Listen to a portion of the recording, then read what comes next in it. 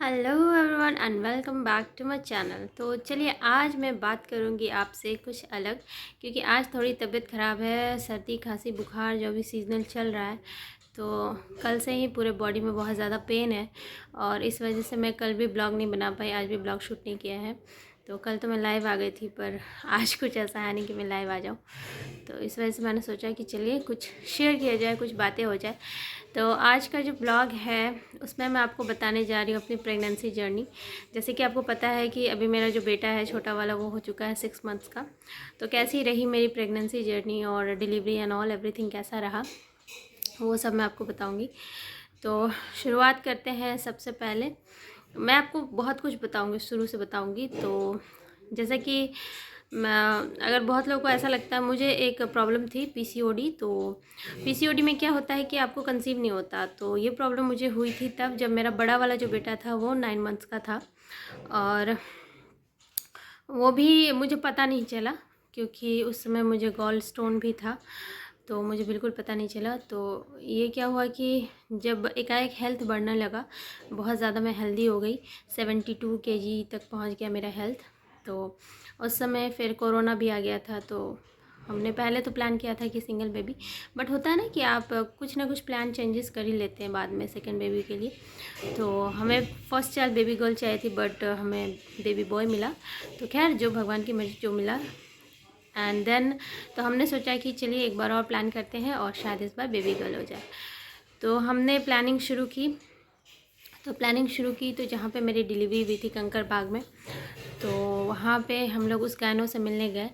और गायनों से मिलने गए तो गायनों से हमने कंसल्ट किया कि मतलब पहले गॉल स्टोन निकलवाना ठीक रहेगा या फिर मतलब कंसीव करना ठीक रहेगा और बाद में गॉल ब्लैडर निकालना। तो जैसे कि गायनों का कहना था कि पहले जो है अच्छा रहेगा कि अगर हम गॉल स्टोन को बाहर निकाल लेते हैं, क्योंकि उससे क्या होता है कि मुझे उस समय काफ़ी दिक्कत हो रही थी। मैं नॉर्मल खाना जो भी खाती थी उसमें मुझे दिक्कत होता था ये कि अगर दाल चावल या रोटी भी खा रही हूँ तो तुरंत मुझे गैस फॉर्म करता था, और एक जो ढकार कहते हैं, जो आवाज़ वाली जो ढकार होती है वो आती रहती थी। तो इस वजह से मैंने मतलब मुझे भी लगा था, मुझे भी लगा कि पहले ऑपरेशन गॉल ब्लैडर का हो जाना चाहिए, गॉल ब्लैडर निकाल लेना चाहिए। तो उस वक्त हम मिलने गए 3 डॉक्टर से just to operate gall bladder. तो ऑपरेशन के लिए गए तो 3 डॉक्टर से मिले, काफ़ी बड़े बड़े डॉक्टर थे पटना के। तो उसके बाद हुआ क्या कि तीनों डॉक्टर से हमने कंसल्ट किया, और मतलब बहुत कुछ कंसल्ट करना था, लाइक फ़ीस और फिर कि कंसीव पहले करें या फिर गॉल ब्लैडर का ऑपरेशन पहले करवाएं। तो जब हम इस चीज़ के लिए अप्रोच किया हमने डॉक्टर को, और जब उनसे कंसल्टेशन की तो डॉक्टर्स ने बताया, तीनों डॉक्टर ने एक ही बात बोली कि आप कंसीव नहीं कर सकते क्योंकि आपको पीसीओडी है। तो पीसीओडी बेसिकली एक होता है ओवरी में फॉलिकल टाइप, यानी कि सिस्ट बोल सकते हैं, पथरी टाइप रहता है, छोटा सा बलून टाइप। तो वो हो जाता है जिसके कारण आप कंसीव नहीं कर पाते, और हेल्थ भी ज़्यादा था। तो उसके बाद क्या हुआ कि तो कुछ डॉक्टर्स में से जो थे, एक दो डॉक्टर ने कहा कि जब हम गॉल ब्लैडर का ऑपरेशन करेंगे तो मशीन को घुमा करके आपका उस पार्ट को भी ओवरी से मतलब निकाल देंगे। तो लेकिन इस बात की कोई गारंटी नहीं है कि वो दोबारा फॉर्म नहीं करेगा। तो फिर हमने आपस में डिस्कस करके ये मतलब ये डिसाइड किया कि हम पहले गॉल ब्लैडर का ऑपरेशन करवा लेते हैं, आफ्टरवर्ड्स फिर देखा जाएगा, जैसा होगा अकॉर्डिंग टू सिचुएशन फिर हम आगे की सोचेंगे। तो उसके बाद क्या हुआ कि जब हमने गॉल ब्लैडर का ऑपरेशन कराया तो गॉल ब्लैडर के ऑपरेशन में भी बड़ा पंगा हो गया था। उसमें ये हो गया था कि मतलब अभी हम सोच ही रहे थे, तब तक एक रात पहले ही मुझे 3 बजे भोर में ही अचानक से सांस आना, मतलब रुक रुक के सांस आने लग गया। और एकाएक मैं सोते सोते उठ के बैठ गई और मुझे सांस नहीं आ रहा था, आंखों से आंसू गिर रहे थे, बट सांस आ रहा है जा रहा है, आ रहा है जा रहा है। तो वो जो मोमेंट था वो देख करके बहुत बहुत ही सिचुएशन, मतलब वो एक्चुअली क्या हुआ था कि गैस बहुत ज़्यादा बन गया था, और वो जो गैस का गोला था वो आकर के विंड पाइप में अटक गया था। तो इस वजह से मुझे सांस नहीं आ रही थी। तो जब हम डॉक्टर के पास गए, गवर्नमेंट हॉस्पिटल इनकम टैक्स के पास ही गए, तो वहाँ पर फिर क्या हुआ कि सुई लगा मुझे 4। तो उसके बाद फिर वो नॉर्मल हुआ। तो आनन फानन में मेरा विदिन 2 डेज़ में ही ऑपरेशन हो गया। तो गॉल ब्लैडर का ऑपरेशन हो गया। उसके बाद क्या हुआ कि डॉक्टर ने जो रिकमेंड की थी डाइट, तो बहुत ही तगड़ी डाइट मुझे रिकमेंड किया गया था। और उसमें था कि मुझे सिर्फ खीरा, ककड़ी, नेनुआ, लौकी, मतलब विदाउट ऑयल और विदाउट मसाला मुझे खाना था और कुछ नहीं। तो मैं रोटी भी खाती थी, वो सिंगल 1 से 2 मतलब ऐसे खाती थी। बहुत ज़्यादा खाती थी तो पचता नहीं था। और हुआ क्या था कि बहुत ज़्यादा एंटीबायोटिक का जब यूज़ हुआ तो उससे मुझे हो गई कॉन्स्टिपेशन। तो कॉन्स्टिपेशन ऐसी हुई कि वो 3 मंथ्स तक चली। और मतलब बहुत ज़्यादा आप कितना भी खा लो फाइबर, वो एंटीबायोटिक का असर जो था वो ख़त्म नहीं हो रहा था। तो एंटीबायोटिक के वजह से मुझे काफ़ी दिक्कत हुआ। तो मैं ऐसे ही खाना जो है मेरा बहुत ही कम हो गया था। मैं ज़्यादातर वही खाती थी ग्रीन, मतलब जो कहते हैं ना फाइबर, खीरा, टमाटर, प्याज, सैलड खाती थी और लौकी, नेनुआ, ये सब खाती थी। तो ये जो डाइट प्लान शुरू किया और डॉक्टर ने मुझे रिकमेंड किया था कि मैं कम से कम 40 मिनट वॉक करूँ। तो मैं वॉक भी करने जाती थी। तो उससे क्या हुआ कि मेरा जो वेट था विदिन 1.5 मंथ्स 72 से आ गया 60 पे। तो 60 पे आ गया, वज़न घट गया। तो हमें जो माइंडसेट था, जो डॉक्टर ने कहा था कि आप कंसीव नहीं कर सकते, तो हमें इस बात की बिल्कुल जानकारी नहीं थी। तो हमने भी छोड़ दिया कि अरे हम तो मतलब एक माइंडसेट बना लिया कि हम तो कंसीव मतलब होना नहीं है। बट देन क्या हुआ कि हमें कुछ पता नहीं था और एकाएक आफ्टर मतलब 3 मंथ्स ऐसा हुआ कि बहुत ज़्यादा बीपी लो रहने लग गया। और मतलब बहुत ज़्यादा बीपी लो रहने लगे। मैं दिन भर बेड पे ही पड़ी रहती थी, मुझे समझ में भी नहीं आता था कि क्या हो रहा है। तो देन हम फिर गायनो के पास गए कि मतलब क्या हो गया अचानक से। तो पता चला, गायनो ने कहा कि तुमने प्रेगनेंसी टेस्ट किया है कि नहीं। तो हमने किया था, लेकिन हुआ क्या कि प्रेगनेंसी टेस्ट में भी एक बहुत ही हल्की पिंक लाइन आती थी और उसके बाद भी थोड़ा बहुत मतलब पीरियड्स हो जाता था। पीसीओडी में क्या होता है बेसिकली कि पीरियड्स आपको बहुत कम आते हैं, जो ब्लड फ्लो होता है वो बहुत ही कम हो जाता है और जो ड्यूरेशन होता है वो भी कम हो जाता है। तो पीरियड्स हो ही रहा था, तो इस वजह से हमें लगा कि शायद वो प्रेगनेंसी नहीं है। बट जब डॉक्टर के पास गया तो डॉक्टर ने कंफर्म किया कि आई वॉज प्रेग्नेंट। तो ये बात सुन करके मुझे खुद भी शॉकिंग लगा कि ऐसे कैसे। तो मैंने डॉक्टर से भी कहा, लेकिन मुझे तो पीसीओडी था, कंसीव करने के तो चांसेस ही नहीं थे। तो डॉक्टर ने कहा कि ऐसा कुछ नहीं है, मतलब डॉक्टर सब कुछ नहीं होता, 1% ऊपर वाले के हाथ में भी होता है और जब भगवान चाहता है कि आप कंसीव करो तो हो जाता है। और हाँ, दूसरी एक और बात कही डॉक्टर ने कि अरे जब तुमने कंसीव कर लिया इसका मतलब है कि तुम्हारी पीसीओडी ख़त्म हो गई। तो मुझे समझ नहीं आया था मैं किस चीज़ को सेलिब्रेट करूँ। आई मीन मुझे पीसीओडी से छुटकारा मिल गया, इस चीज़ को सेलिब्रेट करूँ या फिर इस चीज़ को सेलिब्रेट करूँ कि मैं प्रेग्नेंट हूँ। वेल, जो भी था बहुत ही अच्छा था। और मुझे जहाँ तक लगता है कि पीसीओडी ख़त्म होने में एक बहुत बड़ा रोल था, तो वो था मेरा जो वेट लॉस मेरा हुआ वो। तो बहुत ही अच्छी जर्नी रही वहाँ तक की। तो फिर मेरा हो गया मतलब प्रेगनेंसी पता चला, तो देन फिर खान पान पे ध्यान दिया गया। बट इसमें क्या हुआ, मुझे इस प्रेगनेंसी में बिल्कुल ऑपोजिट होता था। जैसे चीकू में रहता था कि उल्टियाँ होना, ये होना, इसमें बिल्कुल उल्टी वगैरह कुछ नहीं होता था। मुझे बस itching problem, skin related problems इतनी सारी होती थी कि बहुत ज़्यादा मेरे लिए मुश्किल था मैनेज करना। मुझे हर वक्त ईचिंग प्रॉब्लम रहती थी, पूरे चेहरे पे अजीब से दाग धब्बे, कान में खुजाना। मतलब मैं ये जितना ईयरिंग्स मैंने पहन रखा है ये सब कुछ नहीं पहनती थी और सब कुछ मैंने हटा के रखा था। तो किसी तरह कटा, मतलब बहुत मुश्किल से। तो चीकू में तो मैंने डाइट भी बहुत अच्छा फॉलो किया था, नारियल पानी वगैरह, बट इसमें वो सब भी नहीं खाया पिया। तो फिर डॉक्टर के कंसल्ट में जब रही तो वो क्योंकि दूर पड़ता था तो हम नज़दीक वाले में ही चले गए।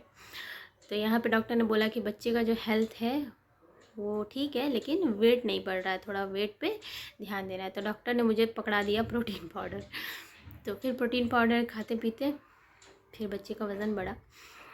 तो फिर देखते ही देखते मतलब काफ़ी कष्ट करते करते 9 मंथ्स कंप्लीट हुए और 9 मंथ्स के बाद आया डिलीवरी का टाइम। तो डिलीवरी के टाइम क्या हुआ कि मतलब वो कहते हैं ना, काफ़ी रुकना पड़ा। मेरा बेबी जो है ना जल्दी आने को तैयार नहीं था। तो फिर हुआ डिलीवरी का दिन। मतलब उसमें भी क्या होता था ना कि जैसे अभी टाइम था तो 9 मंथ्स कंप्लीट हो गए थे। उसके बाद 2 बार ऐसा हुआ कि मुझे हल्का हल्का ब्लड आया, म्यूकस के साथ ब्लड आया वेजाइना के थ्रू। और मुझे लगा कि शायद अब लेबर पेन शुरू होगा। तो मैंने इसके पापा को भी बोला कि जो भी काम है सारा काम छोड़ छाड़ के आ जाओ कि शायद डिलीवरी आज हो जाए या कल हो जाए। तो 2 बार ऐसा हुआ, दोनों टाइम हमने वेट किया बट ऐसा कुछ नहीं हुआ, मतलब कोई लेबर पेन शुरू नहीं हुआ। और क्या हुआ कि राखी के दिन 31 अगस्त को एकाएक रात से ही क्या हुआ कि जैसे कल 31 के 12 बजे डिलीवरी हुई थी, तो उससे पहले क्या हुआ, रात भर मैं सो नहीं पाई। मुझे हल्का हल्का पेन शुरू हुआ, थोड़ा। तो मम्मी पापा आए हुए थे, और लेकिन दीदी के पास रह रहे थे क्योंकि ऊपर थोड़ा सास ससुर भी थे। तो उस समय क्या हुआ कि फिर और भी लोग थे मेरे घर में, तो मैंने मम्मी को फ़ोन कर दिया रात में कि, और उस दिन नानी घर भी जाना था क्योंकि राखी था, तो मम्मी को नानी के घर जाना था, पापा को लेकर के, मतलब पापा लेकर जाते मम्मी को। तो मैंने फ़ोन कर दिया रात में ही कि देखो मत जाओ, मुझे लग रहा है कि शायद डिलीवरी हो जाएगी क्योंकि मुझे थोड़ा थोड़ा पेन हो रहा है। तो अब मम्मी भी परेशान, पापा भी परेशान। तो फिर रात भर ऐसे ही फ़ोन पे मतलब 2 बजे पूछे, 3 बजे पूछे कि क्या करे, जाए कि नहीं जाए। तो मुझे थोड़ा पेन हो रहा था, फिर थोड़ा देर रुक जा रहा था, मतलब बहुत ही मीठा मीठा सा पेन था। तो मैंने कह दिया कि नहीं ठीक है चले जाओ। तो उनका प्लानिंग था कि हम लौट आएंगे 7 बजे तक। तो फिर वो लोग गए और लौट भी आए, सवेरे ही लौट आए। आई थिंक सुबह 7 बजे या 10 बजे तक शायद लौटे, मुझे ध्यान नहीं है एग्जैक्टली।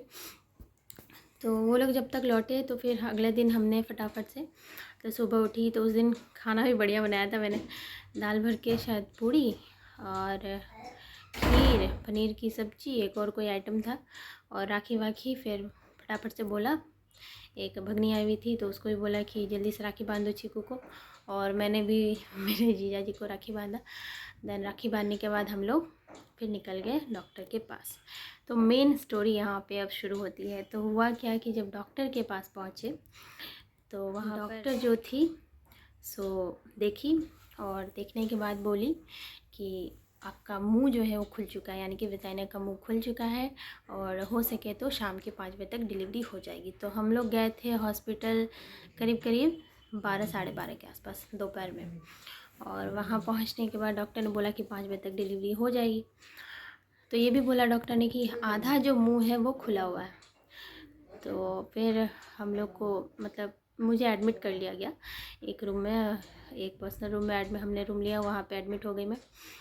तो फिर उन्होंने मुझे पानी वानी चढ़ाना शुरू किया जो भी था, और फिर आकर के डॉक्टर बोली कि हाँ, तो थोड़ी देर बाद जब वो चेक करते हैं वो लोग थोड़ी थोड़ी देर पे वेजाइना का मतलब बच्चा आ रहा है कि नहीं नीचे, तो चेक किया तो बोले कि हाँ, और मुझे पेन नहीं हो रहा था। मेन प्रॉब्लम ये था कि पेन नहीं होता। तो होता क्या है कि अगर पेन शुरू नहीं होता है आपको तो डिलीवरी नहीं होती है बच्चे की। डिलीवरी होने के लिए बहुत ज़रूरी है लेबर पेन, यानी पेन होना बहुत ज़रूरी है। तो फिर बच्चा नीचे ही नहीं आ रहा था और ना ही मुझे पेन शुरू हो रहा था। तो डॉक्टर ने कहा कि हम मतलब बच्चा नीचे नहीं आ रहा है तो कैसे होगा, ज़्यादा देर तक वेट नहीं कर सकते, तो ऑपरेट कर दें। तो उस समय उन्होंने ऐसे ही कहा कि ऑपरेट कर देते हैं। लेकिन फिर एकाएक क्या हुआ कि मेरा बीपी हाई हो गया।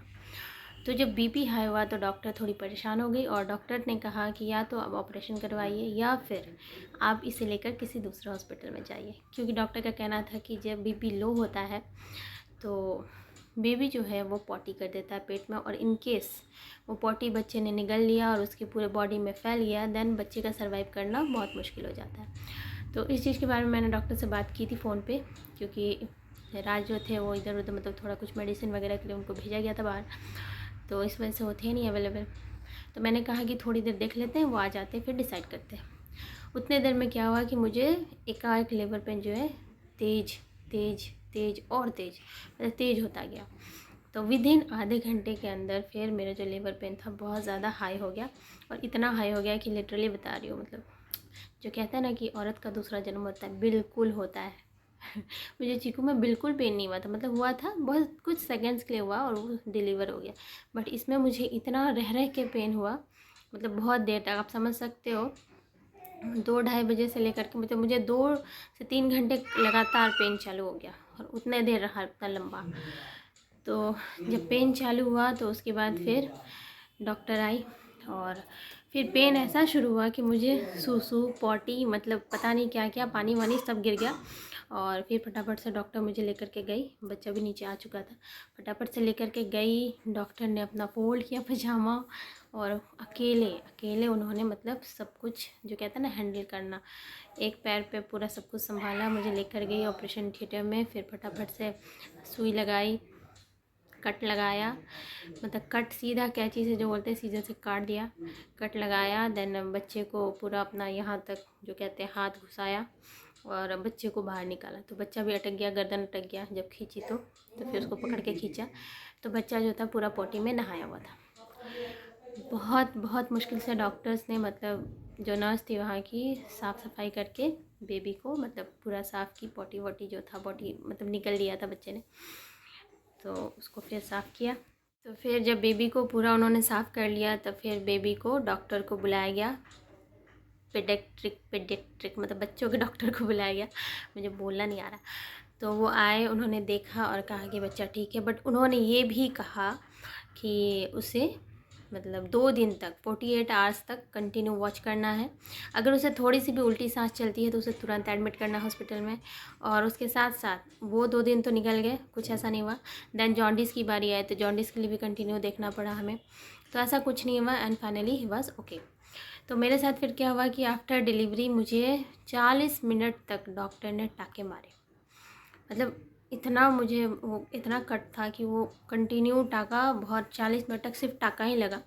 और उस टाँके को ठीक होने में मैं बता रही हूँ 1.5 महीने लगे, 1.5 महीने। और मुझे फिर से अगेन, मैं चाह नहीं रही थी ऑपरेशन, क्यों? क्योंकि मुझे लगा था कि गॉल ब्लैडर में ऑपरेशन हुआ था तो उस समय मुझे कॉन्स्टिपेशन हुआ था, तो ऑपरेशन अगर करवाते हैं तो फिर से वैसे ही दिक्कत होगी। बट मुझे नहीं पता था कि एंटीबायोटिक के कारण ऐसा हुआ था। तो ये खैर डॉक्टर ने मुझे बता दिया था बाद में। तो फिर सेम प्रॉब्लम शुरू हो गई। तो मैंने जब डॉक्टर से कांटेक्ट किया तो डॉक्टर ने, गाइनो ने ये बताया कि एंटीबायोटिक्स जो चलाए हैं उसके कारण आपको अगेन सेम प्रॉब्लम हो गया।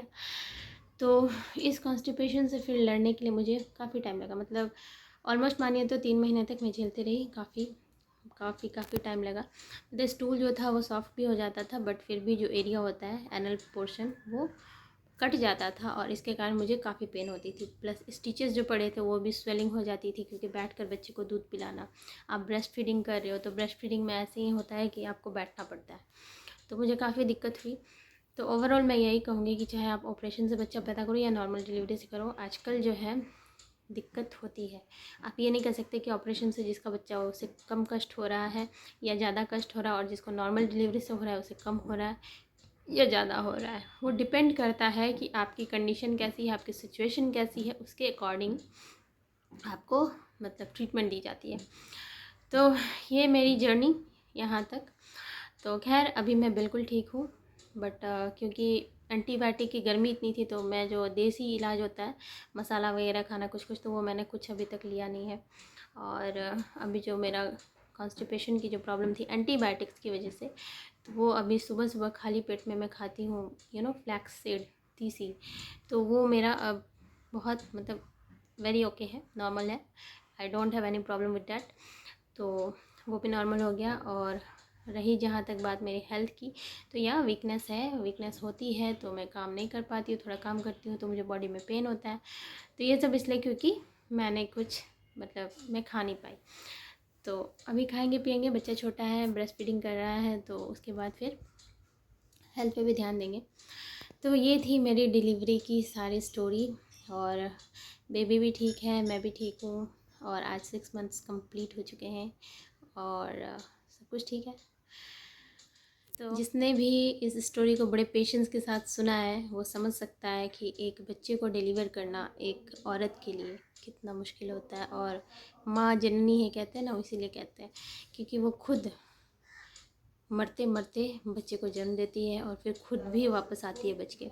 तो मैं इसको किसी से कंपेयर नहीं करूँगी। मतलब मैं ये नहीं कहती कि फ़ादरहुड को कंपेयर कीजिए मदरहुड से। फ़ादरहुड का एक अलग मतलब मायने है, उसे आप कंपेयर नहीं कर सकते मदरहुड से। लेकिन मदरहुड को भी आप किसी और से कंपेयर नहीं कर सकते।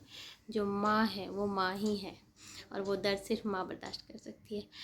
तो चलिए, अगर आपको ये स्टोरी अच्छी लगे, इंस्पायरिंग लगे, आपको ऐसा लगे कि आपको कुछ इन्फॉर्मेशन मिला, कुछ मतलब सीखने को मिला, आप इससे रिलेट कर पा रहे हैं, तो आप इसे ज़रूर से शेयर करें अपने फ्रेंड्स के साथ, अपने फैमिलीज़ के साथ। साथ ही साथ चैनल को लाइक कर दें और सब्सक्राइब कर दें। तो चलिए मिलती हूँ फिर कल। अगर तबीयत ठीक हो गई मेरी इस वक्त तो फिर कल ब्लॉग बनाऊँगी, या फिर कल कुछ और नए कंटेंट के साथ कुछ नई बातें करेंगे, कुछ नया करूँगी। तो मिलती हूँ फिर अगले ब्लॉग में। Till then take care and bye bye.